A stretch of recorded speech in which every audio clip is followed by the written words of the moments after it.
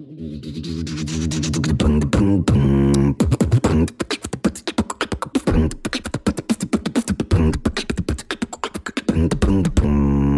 are now tuned into the Leader's Lens podcast. We are back here at the Leader's Lens podcast. Thank you. You made it back. I appreciate that about you. I really do. I hope you're having a good day. This quarter is all about conflict resolution. We talked about it on the last episode, but conflict is expensive. Having conflict that's unresolved in your workplace, having people on your team that don't know how to deal with conflict in an effective and healthy way is expensive. It costs you productivity. It costs you great ideas. It can cost you great employees. And it's just overall not a fun experience for anybody. Coming to a place where there's unhealthy conflict is not fun. People don't like it. So I'm here to help out. And I'm going to give you a heads up. My back is killing me. So if you're watching this video and you see me kind of grimace, that's why I'm dealing with a strained back. It's not the most fun, but I'm working through it. I'm going to be okay. But I wanted to kind of give you that heads up. But today we are talking about the Thomas Kilman conflict mode instrument, also known as TKI. Some of you might be familiar with it. It's a tool designed by psychologists Kenneth Thomas and Ralph Kilman to measure an individual's behavior in conflict situations. Now, this was developed in the 70s and it identifies 5 primary conflict handling modes based on 2 dimensions. You have assertiveness and cooperativeness. And we'll look at what those 5 conflict modes are and how we can identify them and what some of the risks are involved as well. You'll probably hear some of these and you'll be looking at people on your team. You'll be looking at yourself hopefully as well and helping with your self-awareness and understanding where you fit, how you can help other people. So it's a big deal to understand this, and it helps individuals understand their preferred conflict resolution strategies and adapt them to different situations effectively. And that's what you want. You want people to understand their natural tendencies, but you also want to help them grow and understand how they can be better at resolving conflict. Because if we are leaders, we want to develop other leaders on our team. And that means building people and helping people build the skills required to be proactive problem solvers. That's a big deal. It really is. When you have people on your team that can resolve their own conflict, they can communicate effectively, it just makes everything else easier. Problems come out quicker, so you can get in front of them. People aren't hiding things. People aren't hiding mistakes. People are, being empathetic of how people feel, but they're also able to provide constructive feedback, which just accelerates the growth process so much, which is just incredible. So many benefits to conflict resolution, and the Thomas Kilman conflict mode instrument helps out a ton.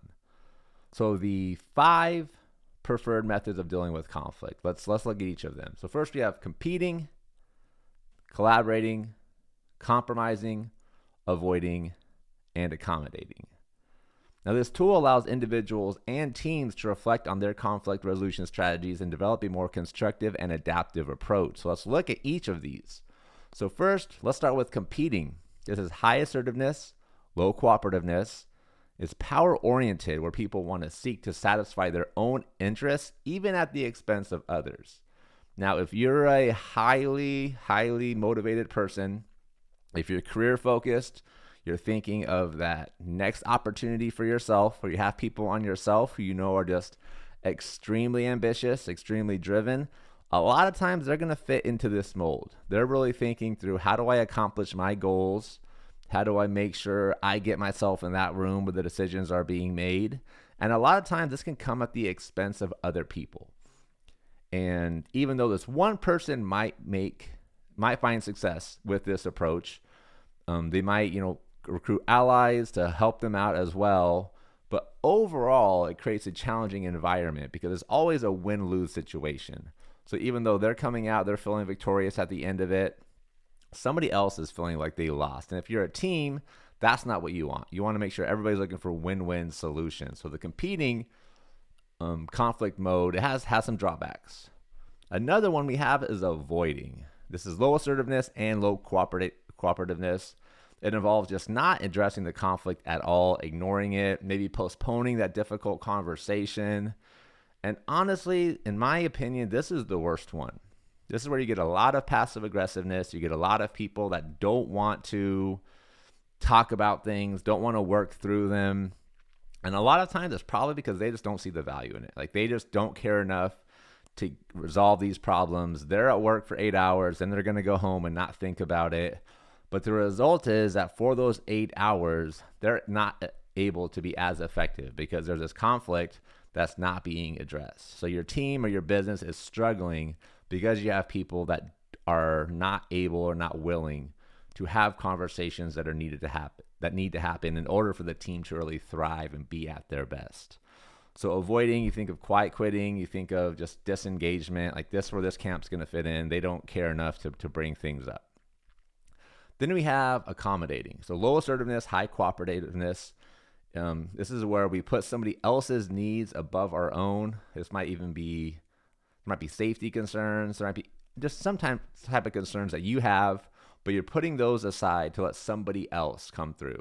And so if you have a competing mode versus accommodating mode, like the competing mode is always going to win because they're like my way or the highway. The accommodating is like, well, I want you to feel supported, so I'm going to let you win. And the problem with this is that you don't always have the best solutions come from this, right?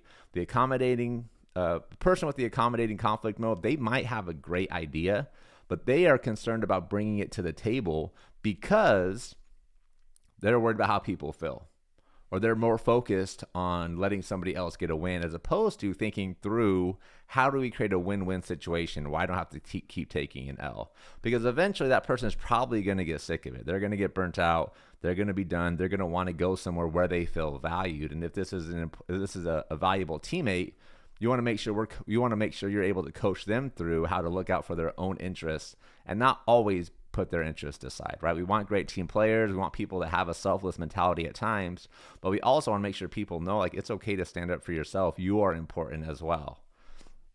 Then we have compromising. So it's kind of in the middle between assertiveness and cooperativeness. Sometimes this is the best option we have where one side gives a little, the other side gives a little, and we meet somewhere in the middle, but it's still not ideal, right? Nobody really feels like they win in this situation, even though it is better than competing. It is better to have both sides accommodating as opposed to just one. This is a good option, but it's not the best, right? If we're compromising, we're giving in, we're taking a little, like we don't have the best idea. We just have something that's good enough, right? The best option and where we really want to be is collaborating. So high assertiveness, high cooperativeness. It involves finding mutually beneficial solutions that fulfill and satisfy the concerns of all parties. This is where you're really finding those win-win situations. This is where you're finding everybody's able to put their best foot forward. Everybody's able to use their strengths. Everybody's contributing. We're thinking of things from all angles. And we're able together to come up with an idea that is better than any individual could have come up with on their own.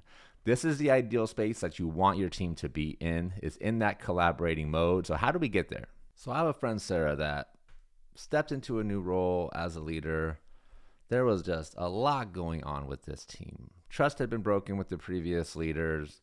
They didn't really respect or trust the leaders above Sarah either, but they also didn't trust each other. I mean, it was a tough place to be. It was a tough situation, but she did a really good job of taking time to be empathetic and understand what was going on, and ended up creating a culture where people were able to have conversations, they were able to start working through things. And it's amazing because when you have this team where things it feels like it's falling apart, nobody really gets along, nobody's really communicating, like there's cliques that are forming, it can be overwhelming as a new leader.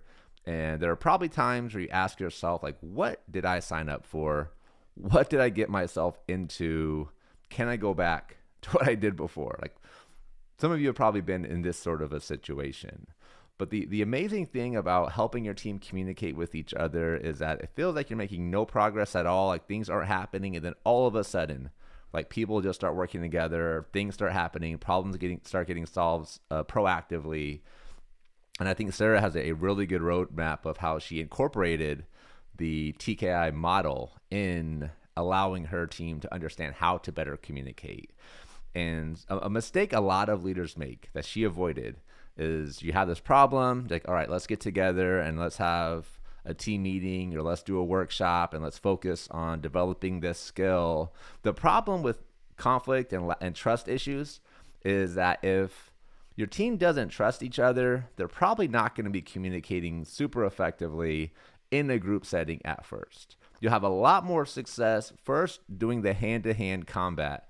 And what I mean by that is setting aside time to get to know each person individually, understand their perspective of a problem, and help take time to understand what's most important for them, what they see as causing a lot of the downstream problems that the team is facing. Just taking that time to listen and be empathetic, keep an open mind, and assume the best intentions. What you'll find out is that everybody's trying hard. Like, there are very few situations where somebody's showing up to work and just wants to be toxic. Like, fortunately, that's generally not what happens. But there are situations that we have to address, but generally not. Like, generally people have very good intentions. They're just something that's getting in the way, that's creating the space where they don't feel confident or they don't trust their team enough to be open with communication and do their best to work. So those one-to-one meetings have a big impact. The second piece I'll say is that lack of accountability is the number one thing that causes trust issues on teams. If you're a leader and you're not holding people accountable for what they say they do, your team is not going to trust you as a leader. So when things happen, conflict arise, they're not going to want to bring it to you. But it's also going to cause mistrust on the team as well. So that's something for you to be thinking through. The next thing Sarah did is, after having the conversation, is then she started addressing some of the issues that were happening one-on-one, but she brought the TKI model to a meeting. And she talked about what each of these steps were. So she talked about what it meant to have a collaborative approach to problem solving and working through conflict. She talked about what it meant to be competing versus accommodating, and some of the downfalls of avoiding, and helped the team really understand where they fit on the chart, where they felt the team fit on the chart most often, and just gave them some context and common language they could use when resolving conflict.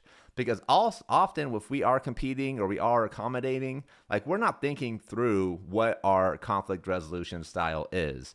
We just have this thing that's important to us that we use as kind of a lens when we're making decisions.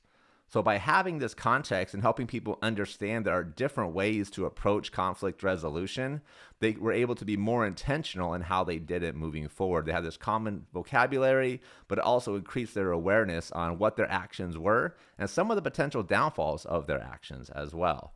Again, people are having the best intentions. It's just sometimes there's a lack of awareness on how their actions are actually impacting the team. So Sarah started out individual conversations, then she moved to a conversation introducing the concepts of TKI, and then started having the follow-up conversation. So now that the team has this common language that they're using, when conflict arose, and especially in one-on-one conversations, she was able to bring this vocabulary back to the conversation. So when things were happening, she was able to talk through and ask her team, like, what style are we using right now? Is this the best style for this approach? What would be a different approach? And just having that framework allowed the team to have a better context and understanding what they could do to actually resolve conflict and be more effective in that. It also helped create open dialogue, where now people were aware that there was conflict. They realized everybody kind of felt that this conflict was happening, but it wasn't getting taken care of. And she did a good job of setting specific goals for the team, giving the team something to rally behind. So now, instead of these one-off conflicts, we need to keep everybody focused on the goal.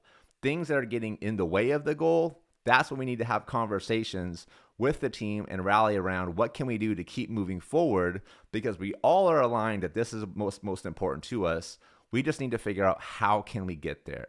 So by establishing a clear goal, it helps the team stay focused on this target, as opposed to coming to work and only being focused on these little things that are happening that are annoying or creating a distraction.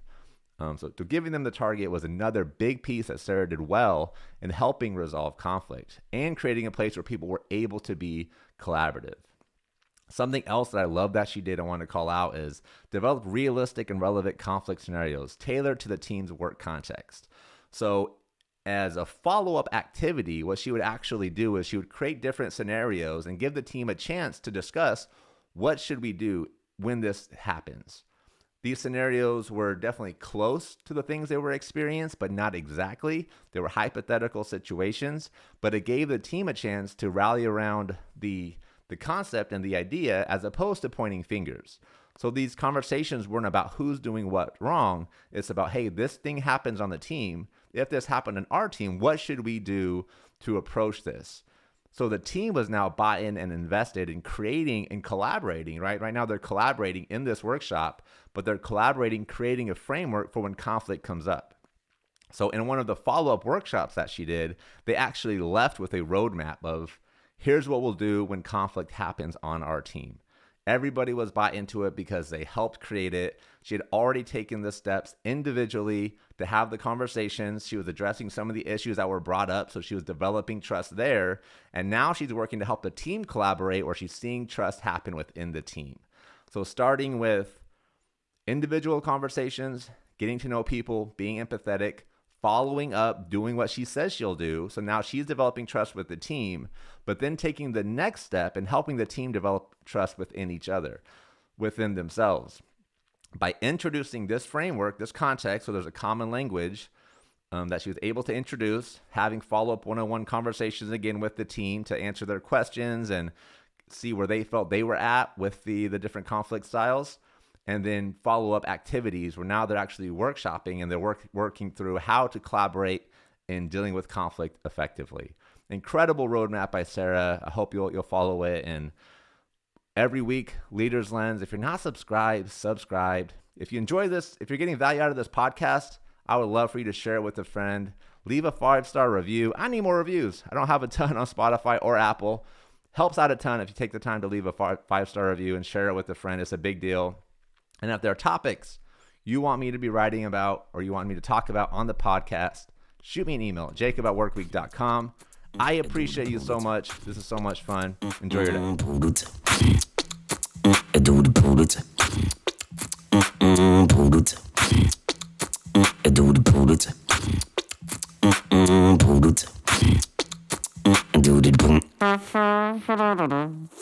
day.